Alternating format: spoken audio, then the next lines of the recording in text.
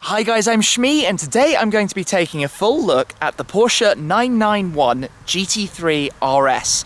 This is a car that Porsche have lent us to drive for a couple of days through the Alps, on the autobahns, joining with some other cars for some twisty road fun and around town. We've been driving with the car now for 6 days, so had a pretty good opportunity to get to know it, test it out and try it in a series of different environments. So the GT3 RS, the 500 horsepower, flat 6, 4-litre engine, the even more hardcore version of the 911 GT3. The car was released at this year's Geneva Motor Show. It will be sold in very limited numbers, and they are all very well and truly spoken for.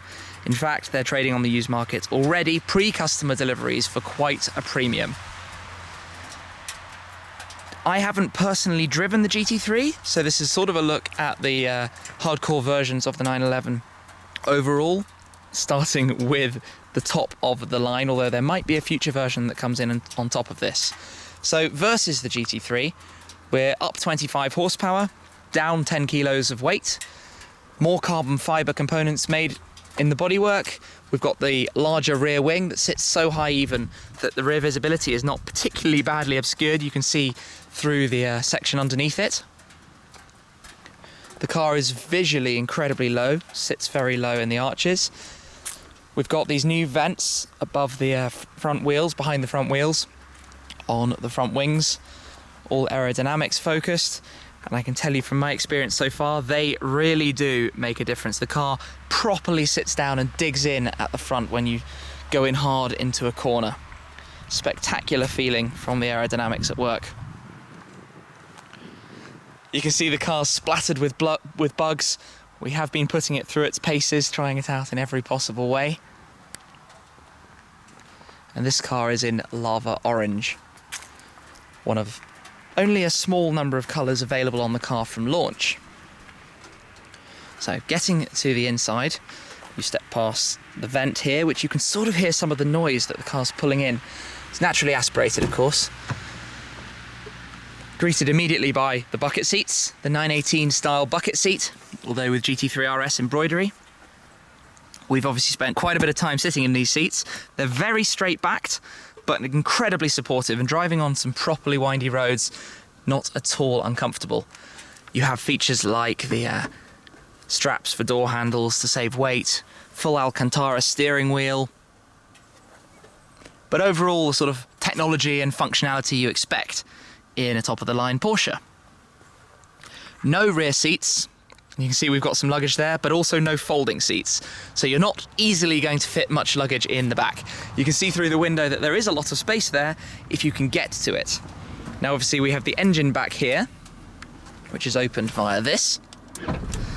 And you can't see too much in here because you have the carbon fibre tray over the top, GT3 RS 4.0. Obviously with the previous generation there was the GT3, the GT3 RS, and then the GT3 RS 4-litre as a special edition, and there might be a special edition that comes in on top of this car in due course. Close that back up. To open the front, and we've got more luggage in there, that's this button. From a normal drivability point of view, not too bad at all. We've got two sort of flight-sized cases in there, plenty of other things wedged down the side. So from that point of view, absolutely fine. And this is another point, the sticker for the badge. So to save weight, just a sticker Porsche badge on the front, and the same with the GT3 RS badge at the rear. Swing around and show you that. Here, this is a sticker as well. But overall, just some more aerodynamic parts, the two exhaust tips mounted in the centre. The sound is amazing. We'll get to that when we jump in and take a ride. But I think for the moment, let me jump in and let's start this car up.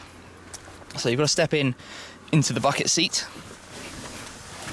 where you're greeted inside by this sort of 5-dial appearance to the dashboard, rev counter in the centre, speedometer to the left. We've got oil temperatures and pressure at the far left. You have this digital display here, which I'll go through a little bit further on in the video, and then the water and fuel at the right. Sport Chrono Pack gives us the stopwatch, timer and clock up at the top. We've got the touchscreen navigation system, and we've got the 7-speed PDK gearbox with a number of settings that I'll talk about while I'm driving as well. So as with all modern Porsches, the key is to the left, foot on the brake. Let's start it up.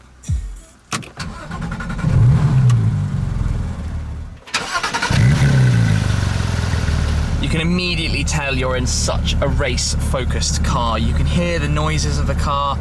It's sort of shaking, it's vibrating, and it's ready to go. Let's give a couple of quick blips just to hear it.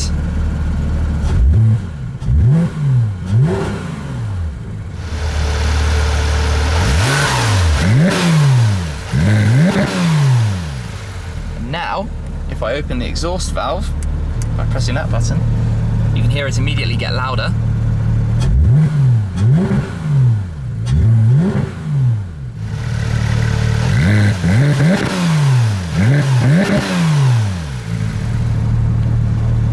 Okay, I think it's time to take this car for a drive.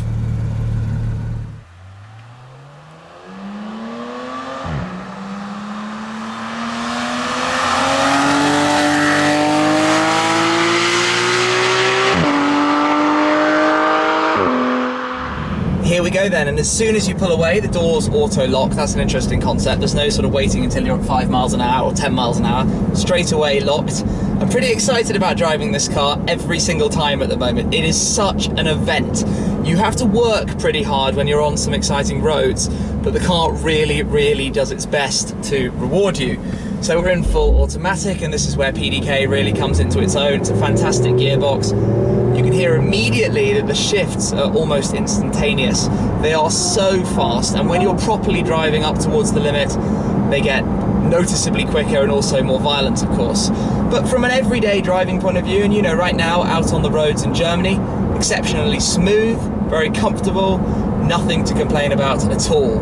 The ride is firm, and when you do get to something that is a little bit rougher, you certainly feel it coming back up through you. And in these bucket seats, I suspect if you were driving on a British countryside road, you're going to be a little bit towards the uncomfortable side. Here though, no problems at all. Beautiful tarmac, and you can really feel that the car is very, very, very planted, especially on the Sport Cup tyres. And these are, in fact, the rear tyres are the ones off the Porsche 918, so they've obviously had a lot of work going into the development of them. So the steering, this is a particularly interesting one. Of course, it is the electronic steering setup, it's not the hydraulic setup. However, it is so close, you can barely tell any difference. The steering feel is wonderful. And coupled with the rear wheel steer as well, where the rear wheels are obviously turning just a small amount, means you can have exceptional turn in. You have all the aerodynamics at the front digging down and feeling and pulling you around.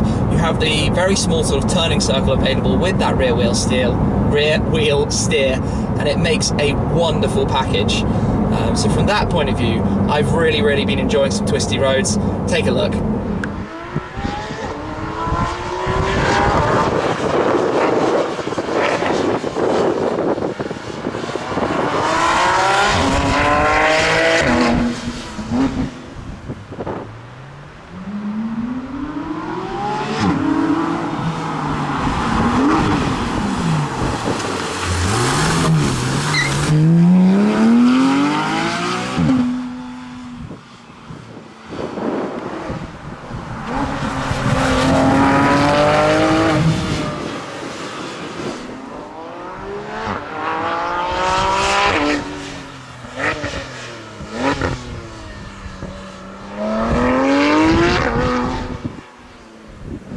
One of the other things you probably noticed there is the exceptional noise that this car makes, and that is what I'm truly loving. You've got the PDK Sport button, which obviously will take the gearbox down some gears, be a little bit more responsive. You have the exhaust valve open button, and then if you want to put it into manual, you can push the gear stick to the left and it will stay in manual. If you keep it in automatic and use the paddles, it will revert. But this is where, if I go down to first gear, you can truly let this car scream.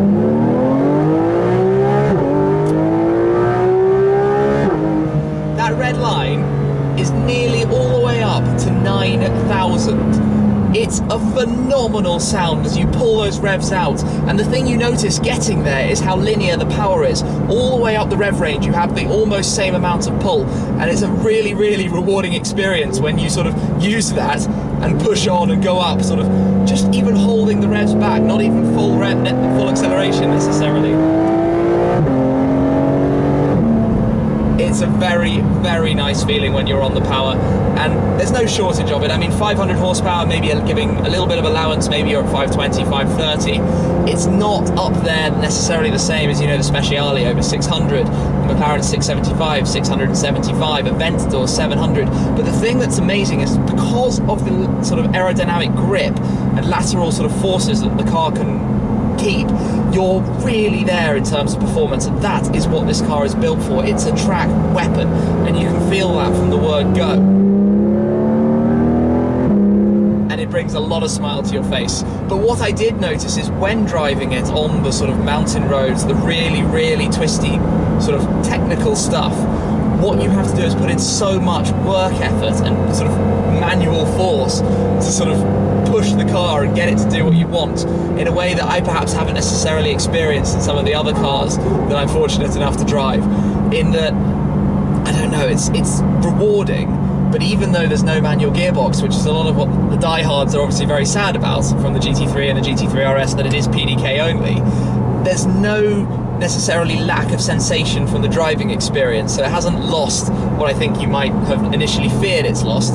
And for the sort of driving purists out there who want that, there's the Cayman GT4, which fills that niche perfectly. But the RS is built to be the track car, the fastest car it can be, and there is no question that the PDK gearbox is what you need to achieve that.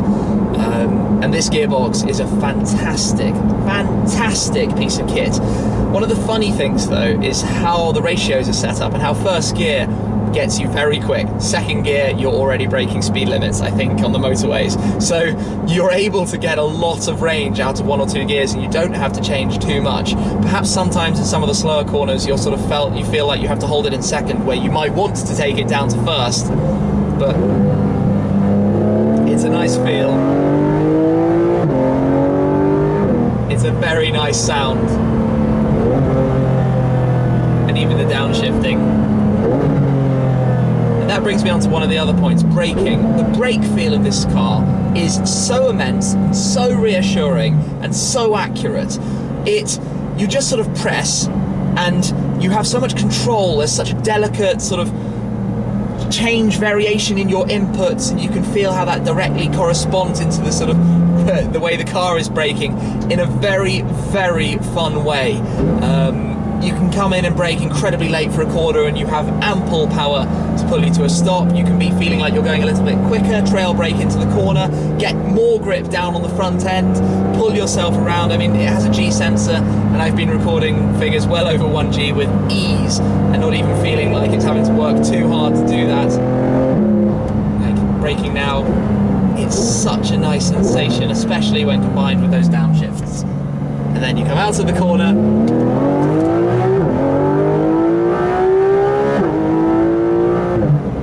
to do that, which is just awesome. So from a driving point of view, this really is a modern driver's car, and at this price point, it's £131,000 for this car in the UK. Is absolutely mind-blowing, absolutely incredible as a car. If I just push it back now into the sort of normal mode, so let's take it out of PDK and make it all quiet and civilized, that's when you're in your sort of normal Porsche. Now, it is slightly less, I guess, road positioned than many of the other cars in the sort of supercar category, and you can tell that in the sense that you've got some funny noises going on. It's all a little bit strange and a little bit raw, but that's the focus of this car. You know, if you want the road compliance, you'll have bought the GT3 rather than the GT3 RS. But you've got all the dials, you've got this second digital display here that you can filter through different screens, tyre pressure monitoring, chrono stopwatch, the G-force meter, performance, where you are in the torque curve, all sorts of other different bits and bobs. Perhaps I'll show you that shortly. But going over a pothole there, you can feel it. So it's a pretty firm one. But I guess, you know, cars are getting better and better and better, and versus the previous generation, perhaps at the everyday drivability end, this car is more everyday drivable, but at the extreme end, it's every bit, I think, as exciting as the generation before it, and it's so quick as a result. So no complaints at all. And you know what? If I could get my hands on one of these, I definitely would. Unfortunately for me though, they are all very sold out. The UK order list, I think, was probably 3 or 4 times oversubscribed. But yeah, not bad at all. What a lovely road I'm on right now. Just wind out the revs.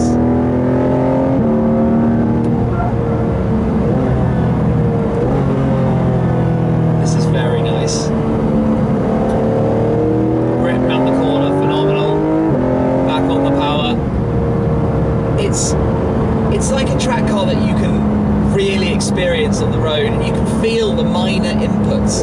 It's all the little changes in the throttle pedal and the brake. It's very sensitive, but in a way that's very, like I said before, rewarding as well. And it's such an enjoyable drive.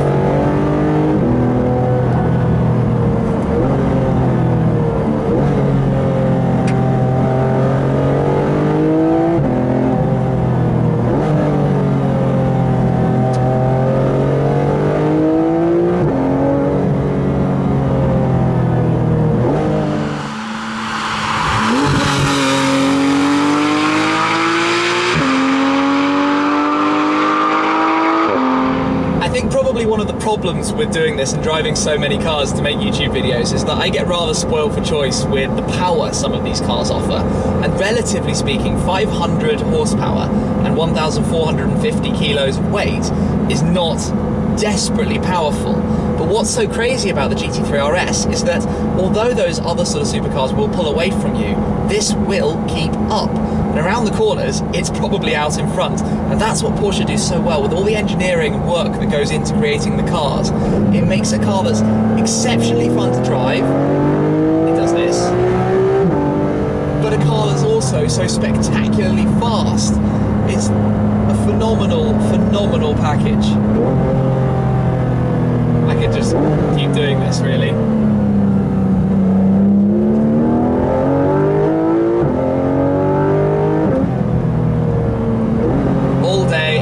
Please, never end. I don't want to give this car back. Never ever giving it back to Stuttgart. I want to keep it.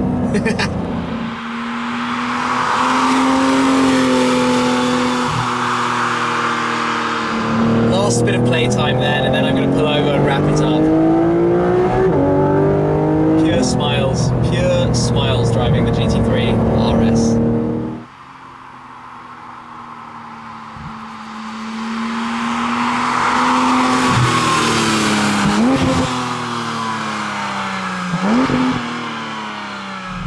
While I'm still sat in here in the car, let me show you around a little bit more so you can see some of the stuff I've talked about and some of the other parts of the interior, some of the features and what we're looking at. So the rear view mirror, you can see the sort of wing, but you can imagine that any cars that were behind you would fit right in the gap underneath it. So we look around the center console, we obviously have the standard sort of Porsche media center system. We've got the air conditioning right above it. But you have your map, you know, setting the navigation. I've got it set to Porsche Platz, that's where we're headed next. Your phone, I don't have it set up. There's a SIM card slot right underneath if you wanted to use that. You have the media and radio. But if I press those, it's probably going to turn on my music immediately. No, it's still on mute. I've got the iPod, which is in here, along with a whole bunch of cables and things we've been using for the drive so far. That all works fairly nicely. You have the air conditioning controls right underneath. Slightly awkward to get at down there, but you've got automatic, temperatures for each side, and the overall fan speed control in the centre, along with your heated window, rear window, the air recirculation, and direction of the air vents right there. Gearbox talked about: park, reverse, neutral, drive, left for manual. That's when you're in manual, where Porsche do it what I guess is called the correct way, where upper gear is down towards you and downer gear is away from you. Lots of manufacturers do it the other way around, so that gets a little bit confusing. Hazards, door locks, Here we've got the PDK Sport button, the exhaust button. You have the Sport suspension. Now, I've enjoyed driving it in the normal mode because when you do press that, it gets noticeably firmer. The chassis gets very stiff, excuse me. But yeah, so I haven't been driving with that other than on the perfectly tarmacked roads, and if you do that on perfectly tarmacked roads, you feel very cool. The car is even more planted down. We have ESC off, ESC and traction off. Not been playing around with those, but the car, I imagine, is more than happy to let you muck around. And we have a pit speed control as well. Probably does what it says on the tin. I've not tried it myself. Up here, so I showed you through most of it already. This digital display here currently showing the map. Let me scroll through the different settings which you do with this dial, stalk under here. So you've got the navigation, trip details, tyre pressure monitoring, chrono for the lap times, the G-force, and if you push away, you've got your top G-forces achieved since it was reset. That 1.26 felt like a pretty impressive corner. We knew at the time that we had done that. Then we've got the performance page where you can see where you're currently running at in the rev range and power. A couple of vehicle readouts, your audio stuff, phone, and back to the map. Everything else is more or less what you'd expect. Mirror controls, windows, light controls, wipers, headlights on the left. Yeah, pretty self-explanatory. Carbon fibre trim, of course, with the cup holders. I've always liked the way Porsche do that. Keeps the cup holders tucked away neatly if you don't want them out. So that works nicely. Alcantara obviously everywhere. Options wise, this car is an unusual spec because it doesn't have a lift system, presumably for weight saving, but nor does it have the roll cage, which you would expect to have in the GT3 RS. So we don't have that in here. But I should probably turn it off and jump out. GT3 RS logo on the display there. Yeah, so I find that one a little bit odd on the specification. I think you pretty much more or less have to order this car with a Club Sport pack, roll cage, full bucket seats, you know, the full sort of race setup, because that is what this is built to do. So, overall verdict, incredibly impressive car, very, very track focused, pretty firm riding and sort of endurance kind of driving to take a car out on a road trip. But a lot of fun, very rewarding sort of driving experience. You know, the brake feel is outstanding, gearbox is brilliant, the noise for the engine and the way it revs is fantastic. So it's no surprise really where the prices of these things are heading up. So some very lucky people have managed to get their hands on them. I guess there's going to be between 1,000 and 2,000 of them maybe built in total. Deliveries have just started. But it is a fantastic machine, and I have certainly thoroughly enjoyed and appreciated all of the time we have been able to spend driving this car. Absolutely brilliant. Anyway, I am going to have to sign off, say goodbye to it, drop it off back at Porsche. Brilliant, brilliant experience. I hope you've enjoyed all of the videos and this one. So thank you very much for staying tuned. And yeah, I'll catch up with you again with some more adventures and some more features with some pretty cool cars in the not too distant future. Thanks for watching. Cheers.